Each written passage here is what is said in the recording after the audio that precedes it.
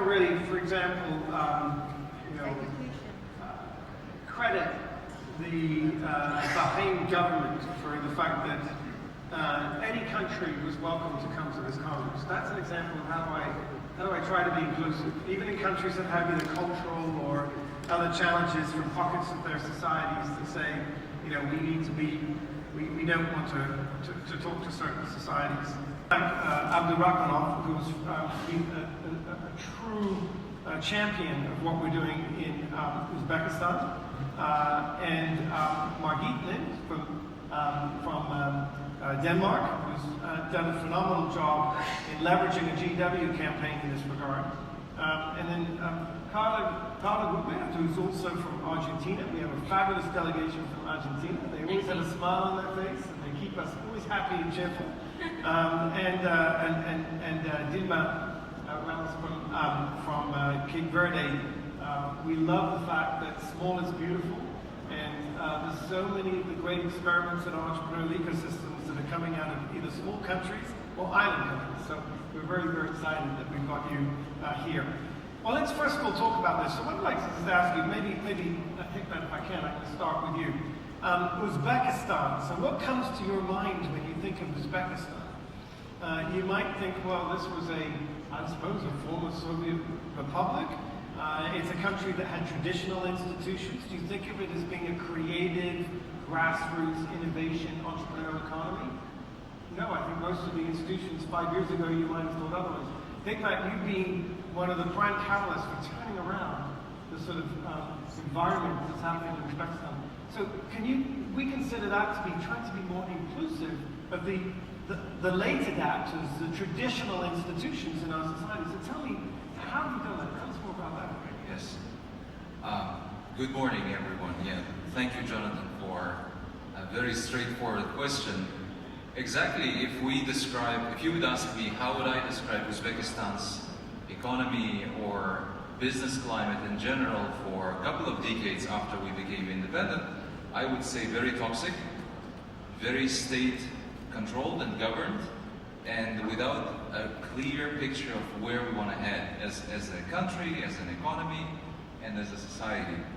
And there was a notion that import substitution and being protective to the world markets is something that we should focus on.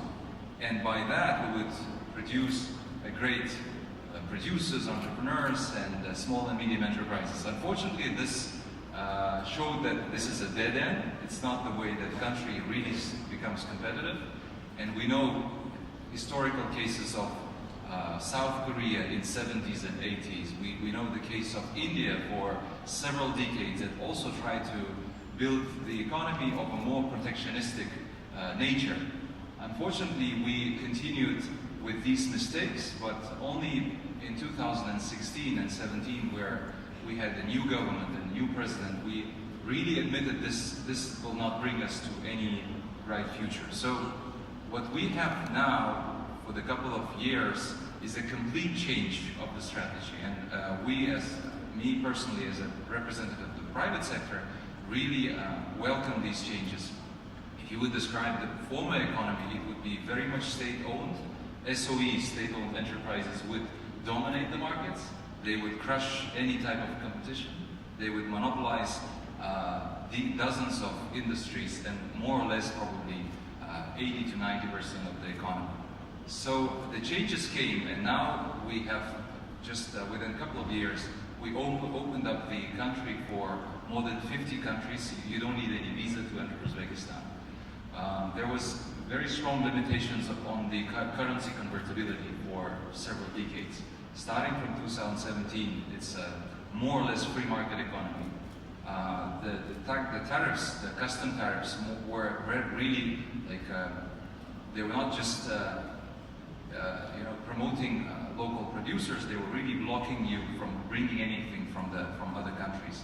Right now, around 70% of all the products that can be imported to Uzbekistan are zero tariff.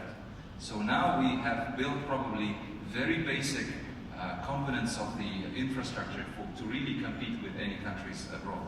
So we're glad to see that our partners from the government, specifically we have a delegation of around 10 people this time, including our main strategic partners, the Youth Union, and my friend and Vice Chairman is here. So they have launched, thank you, so they have launched a fund, a financial fund of $100 billion. Now they're ready to sponsor startups. Together with them, we have conducted 2 entrepreneurship weeks, and you can see the growth happening and really engagement of the government. In November, this November, last November, we had 5 ministers of almost all who are responsible for economic transformation. We had President Advisor at the opening, we had the Chairman of the Chamber of Commerce, we had all big shots from the government, really giving a signal that, hey guys, we need your support, meaning the support of the private sector.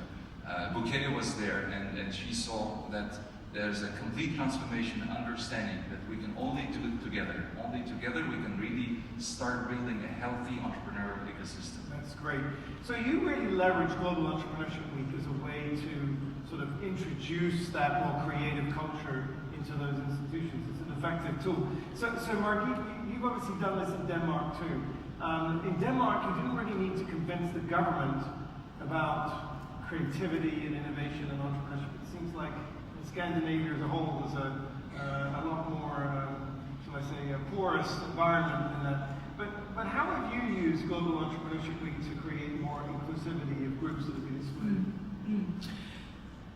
Well, last year we chose to focus our campaign on the Sustainable Development Goals, and with that we experienced that it was easier to reach out to new stakeholders to be part of the campaign. We had the UNDP was